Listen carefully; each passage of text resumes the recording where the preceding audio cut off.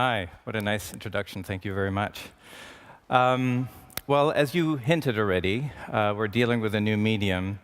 And as it is with new mediums, the people who work in new mediums usually come from another older medium. And that is what happened at the beginning of the history of film as well. People came from the theater to explore the medium of cinema. In my case, I've been a filmmaker of many years, and I've worked in interactive media alongside working as a filmmaker. So I sort of have always straddled the divide between very linear storytelling and very experimental interactive concepts or narrative concepts. These last couple films I made are purely story-driven projects that have nothing interactive about them whatsoever.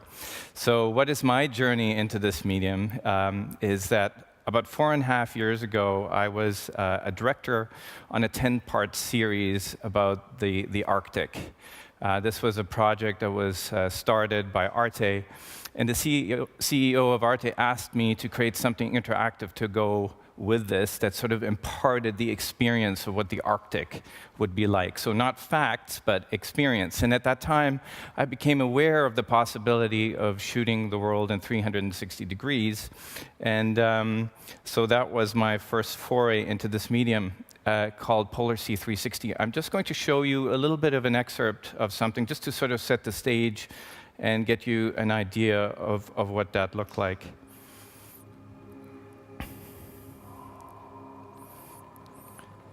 And this was actually made 4.5 years ago. So a very, very early, actually it's probably the first example of the narrative use of spatial video ever made. Here, I like flying through the O, that's a lot of fun. Here we go. Woof, okay, that's very nice, okay. And I'm trying to make you dizzy by turning as much as possible. So there we go. So that gives you an idea. So it was a 25-minute exploration of this medium. So I remember, though, that this project was conceived for the flat screen, meaning that people watched it as you just saw it now, or on a mobile device. It was 4.5 years ago that we started this project, and that actually predates the second wave of virtual reality. So there were actually no headsets on the market, not even the DK1. But I do remember this wonderful moment at Christmas, I guess 4 years ago, where the DK1 arrived in a package. And so we took this spatial 360 video that we had shot, and we found a way to play it back. And putting that headset on was a really momentous, transformative moment for myself, because up until then, I'd been quite fascinated about shooting the world in 360 degrees. But now you had a medium that just placed you in the scenes that you shot. And at that moment, I decided to pivot my company completely towards exploring this medium, because, of course, you feel the taste. I'm going to show you a video, which by now is a cliché. It's the video of, somebody puts a headset on and freaks out. I mean, we've all sort of seen that. The reason I'm showing it to you anyway is because observe closely how people react and what they say, and we'll talk about that for a second. And in this vast, long, ancient history of VR, it's almost a historical document, although it's only 2 years old by now. So let's have a look at this. And I warn you, the people are very enthusiastic in this video. They were not paid by me. They're just North American.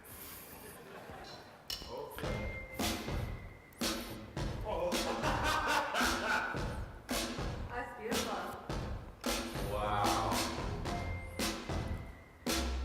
My knees are a little weak. Wow. Yeah, that was pretty neat. That was intense. When it first started, it hit me, and I had to get my balance, and suddenly you're not in the room anymore. It takes you somewhere else. There's so much going on. Like one time I was busy looking at the glaciers, and then I turned around and I was like, oh, there's a ship behind me. That was pretty cool. Whoa! And I do sometimes feel like a poet. I can just look around and stand around, and I can see everything in the area. It just feels really immersive. Visually and auditory, everything. You're there. And your brain totally believes. This is like the holodeck in a way, but really in a way I would never have imagined, but here it is. Yeah, that was insane. That was like I was in those places. crazy.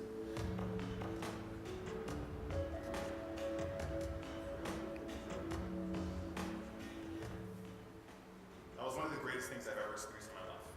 He needs a life. If I wanted to concentrate all of my experience on the people, then I could really pay attention to the people. But if I wanted to really admire the scenery and like watch the sky change or like watch the water change, then that was like my decision. Whereas obviously in an ordinary film, you don't get that opportunity to choose. Still has the cinematic form, but you feel like you're there in a way that I've never experienced before.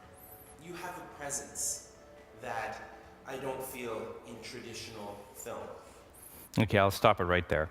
So what we basically did is we put people in these headsets and we filmed them. They didn't know that. And when they took their headsets off, we just immediately interviewed them in terms of what popped in their mind. And this last person, who is quite eloquent, actually intuitively uses this word presence to describe what he's feeling. That was a term that is now normal, but that he sort of, he said that on the fly. You'll also notice, and we noticed a couple of things showing this to a lot of people. We showed this at Hot Docs, a big documentary festival, and about, I think there were several thousand people who watched it. So as you observe them, you see some common reactions. One of them was that you saw this here briefly where somebody turns around and waves. And that's quite interesting because quite a few people did that. It wasn't that person trying to be funny. So what happened is they're in the scene and they discovered there's some people behind them and a lot of people just involuntary wave. People also said a common reaction was, where's my body?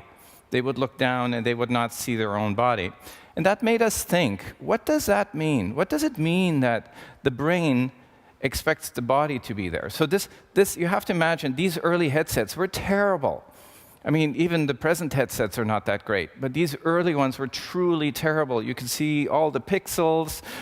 It was quite obvious that, it's not reality, but yet, even at that crappy resolution, the brain took it as reality because it had nothing else to latch onto at that moment.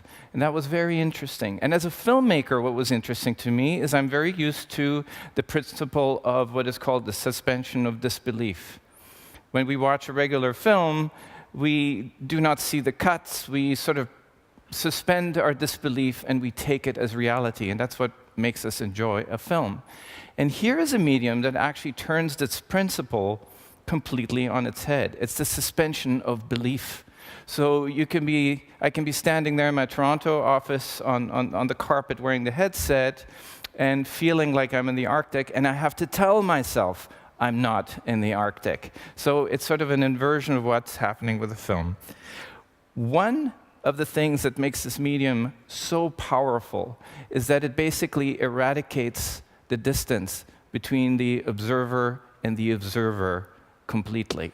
And that is what makes you feel the sense of presence of being there. And as we will see later, this lack of distance that makes this medium so powerful is also one of the chief problems that stands in the way of using it effectively as a narrative medium.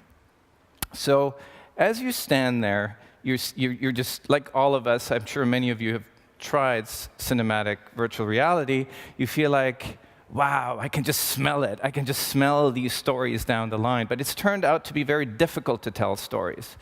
And it's very interesting that a lot of people who are grappling with these difficulties basically then say, well, and I've been at a lot of conferences where people say, well, you know what, this medium is so immersive, we don't need stories. It's so wonderful, just to be in these places and have this experience that forget about story. This medium is not about stories. That is utter rubbish. I'll tell you why. Let's take a simple thought experiment.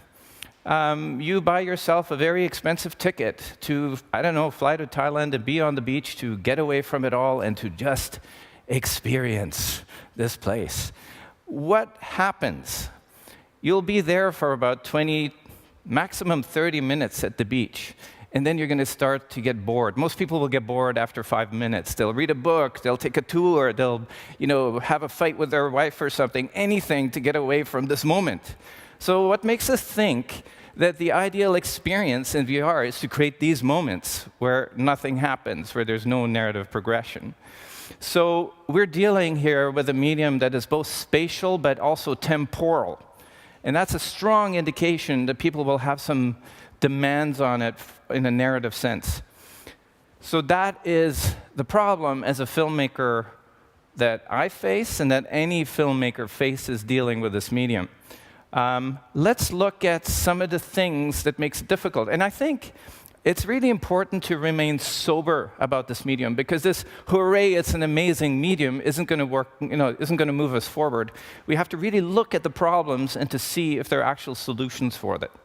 So let's look at something. I'm going to show you a video that also announces a revolutionary new storytelling technique, but it's a little older than our efforts right now. So have a look at this and try to figure out what's happening in this film.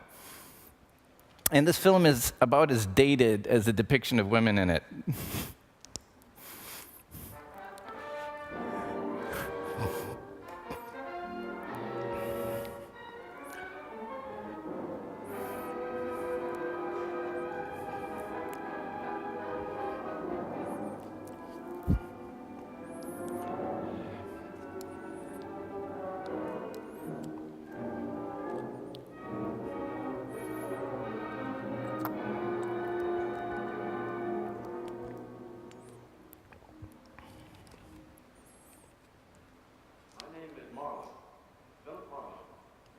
Occupation, private detective.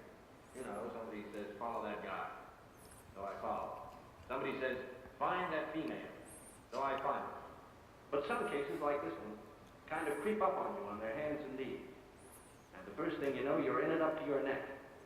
Right now, you're reading in your newspapers and hearing over your radios about a murder. They call it the case of the lady in the lake. It's a good title. It fits. What you've read and what you've heard is one thing. The real thing is something else. There's only one guy who knows that. I know. This lady in the lake business started just 3 days before Christmas. Who invited you? Now, wait a minute, Mr. Marlowe. Just when I was beginning to like you. Well, you want the facts, don't you? When it concerns a woman, does anybody ever really want the facts? Vain female, aren't you? Please don't be so difficult to get along with. I need help.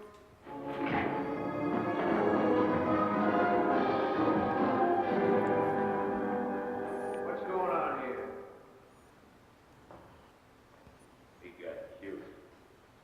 Striking an officer, resisting arrest, and murder, all on Christmas Eve. Let's wrap you up real pretty, shall we? Take you right down to headquarters. Give me your hand. So this was the first film that was completely shot from the point of view of the viewer. And it was thought that this would be an amazing new way to make movies because it would put you into the movies.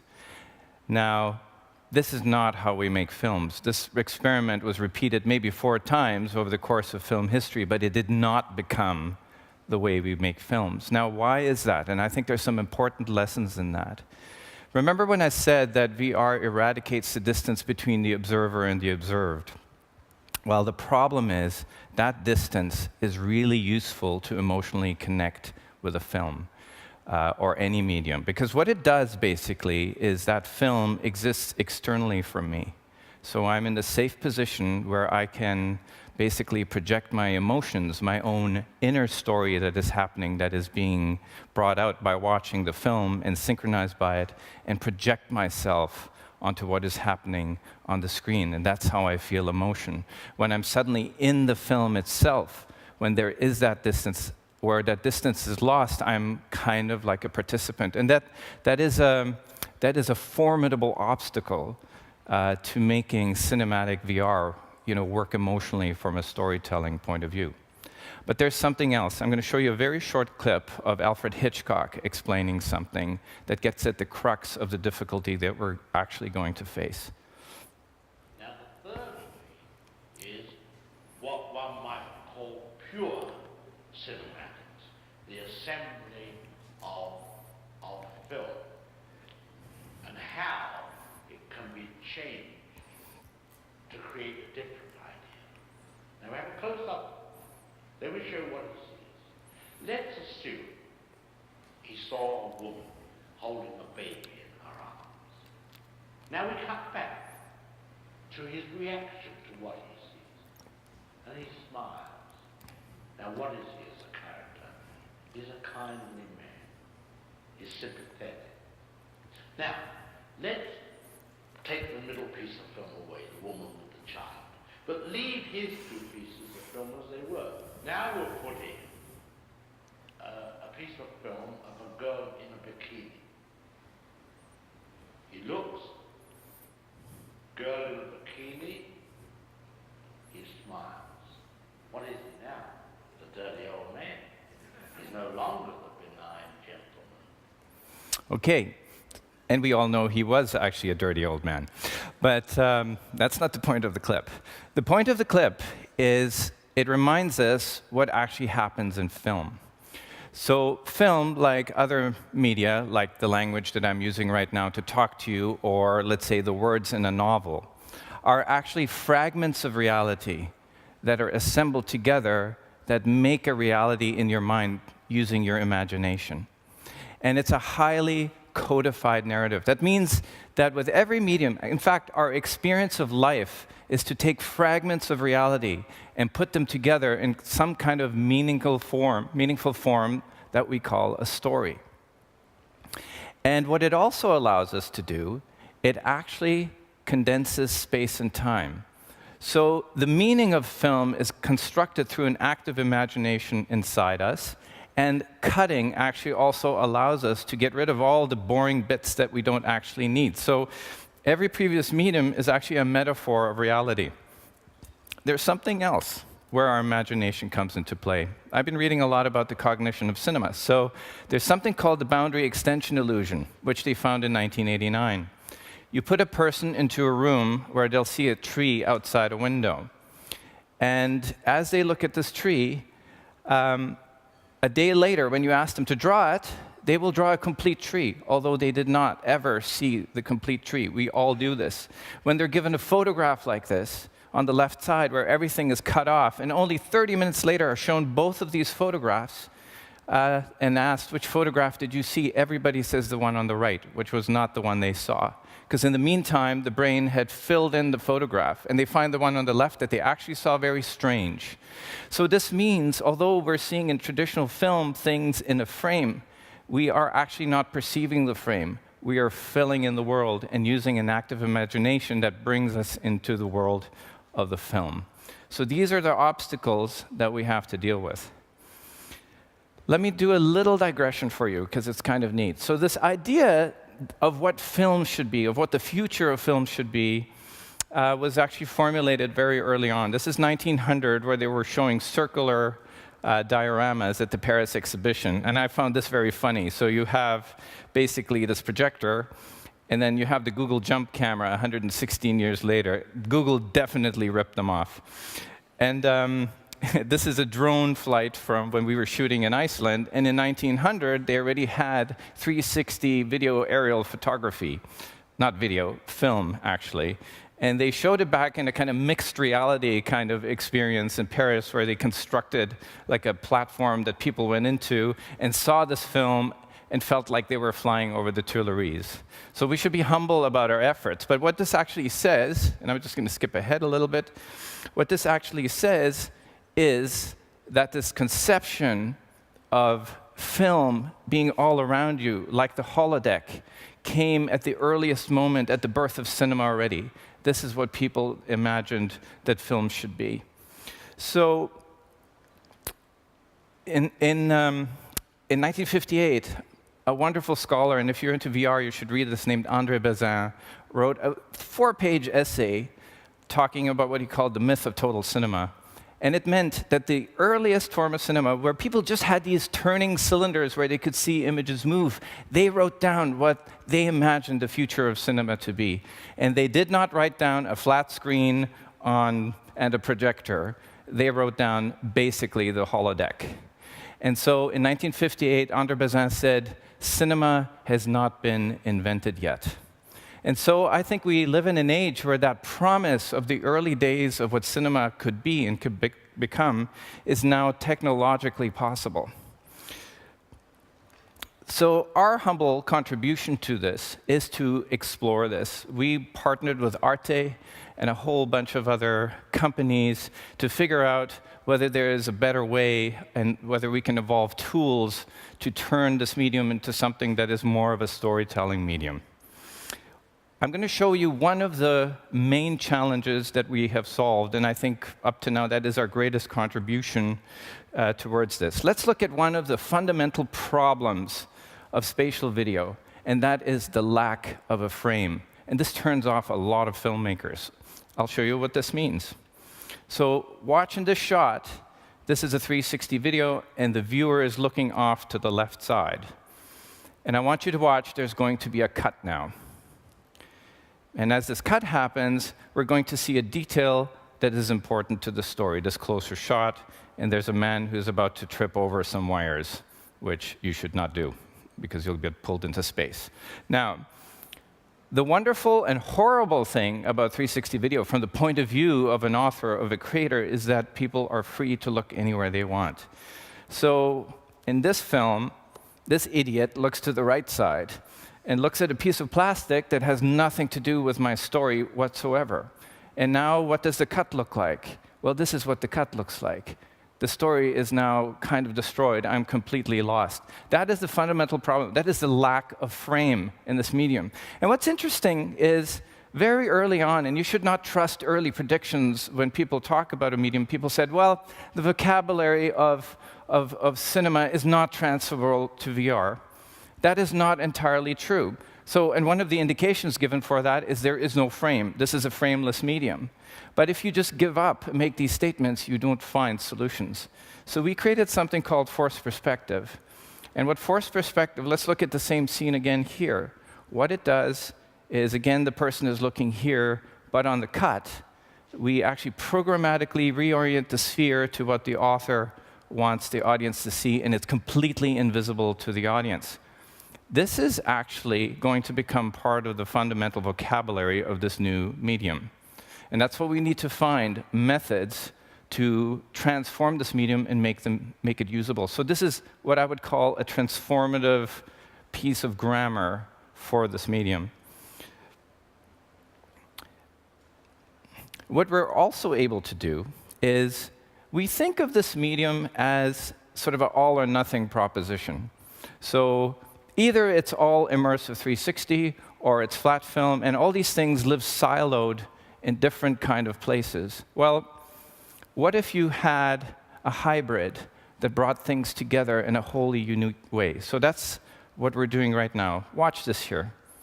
So basically, you've got a 360 video, and at a predetermined point, it actually turns into a 2D video. So suddenly, you're able to have both side by side. And that's interesting, because the brain is able to process these things very nicely. It's able to have that immersive experience and then segue beautifully into something that is more traditional film that works with magical and symbolical thinking to work. So suddenly, you've got both together in a new form of visual communication. Let's look at what that might look like in VR. You have the illusion of movement. This is, I'll just pause it for a second. This is from The Cave of Forgotten Dreams by Werner Herzog.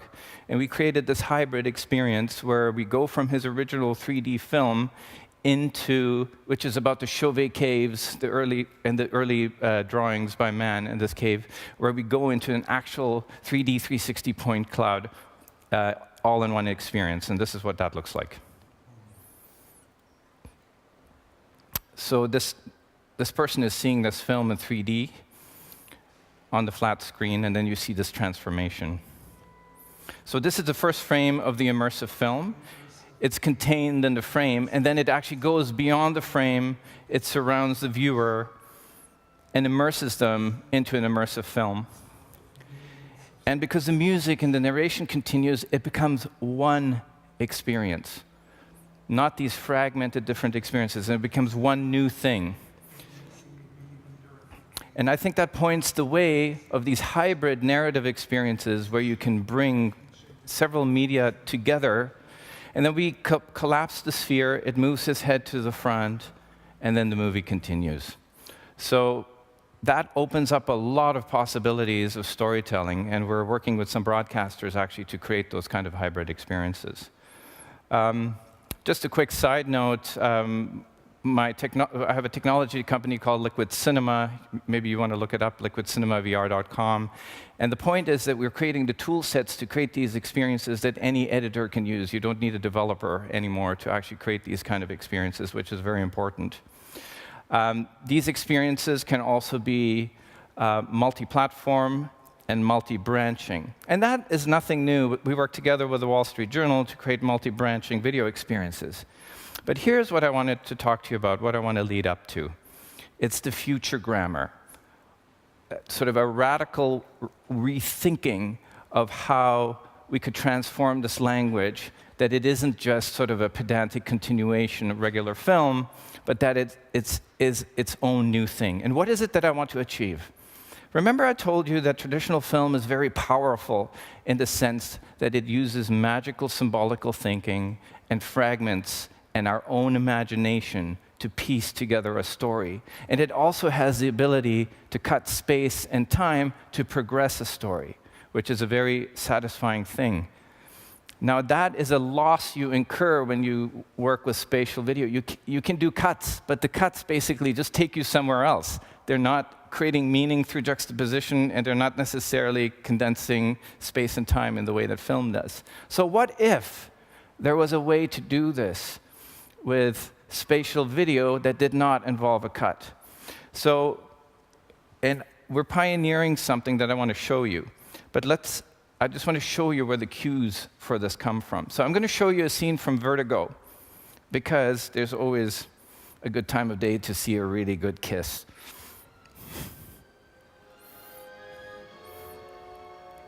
But watch closely.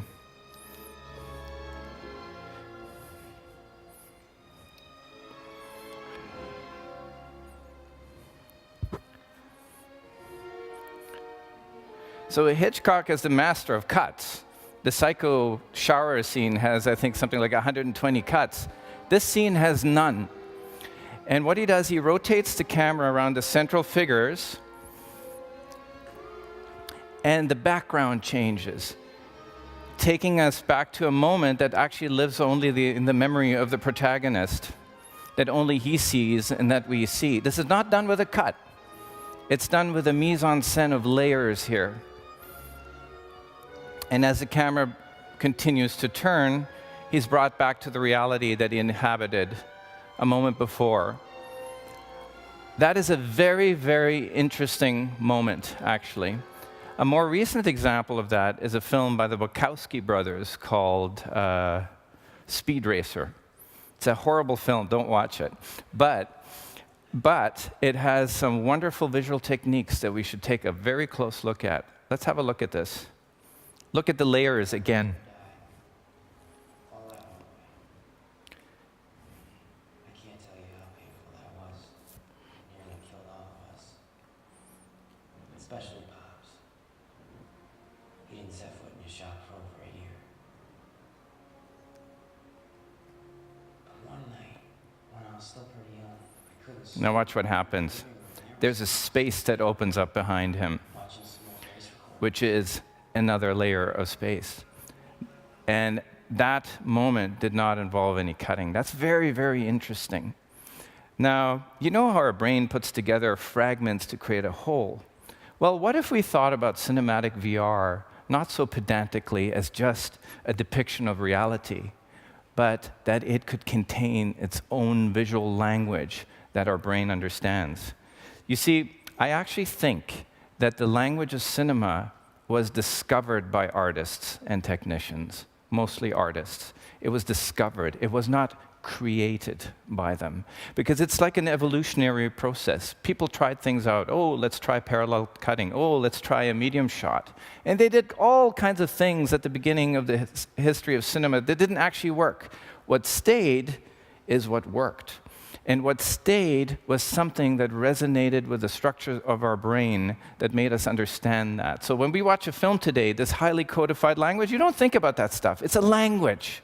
It's highly abstract. And what if within cinematic VR there lurked another kind of language like that that achieved, in the end, what we want to do, is to tell a story, but be able to bridge time and space at the same time. So we built something we call the slice engine. So we're not contented with just showing 360 video on a sphere. What we did is we have some code that allows us to basically take multiple 4K high-resolution 360 videos and actually decode them at a very high frame rate, all at the same time, so that they can all be combined in real time, and I'm talking about stuff shot in the actual world, to then be triggered by the user's gaze to basically create cinema experiences that are non-linear and that can do things without a cut. And I'll show you what that looks like.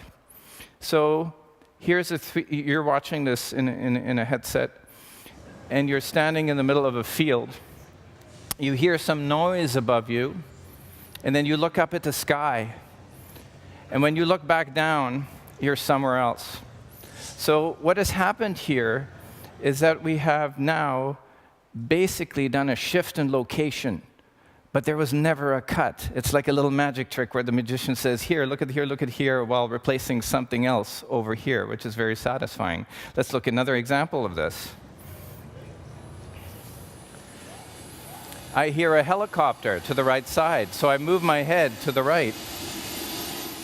And now I'm in the Arctic. If I look back again, there's no more park. So there's many ways that you can use this kind of thing. So imagine you're shooting, this would be a very boring film, but imagine you're shooting a famous painter painting a painting in the studio over 6 or 8 hours. But on the side is a window. And when you look at the window, time travels very quickly. And when you look back, the painter has progressed by 2 hours. So you're suddenly controlling time based on where you look, but there are no obvious cuts. And there's a lot of wonderful things you can do with the slice engine that I think would innovate this form. And that is the end of my presentation. With 2 seconds left to go, I rock.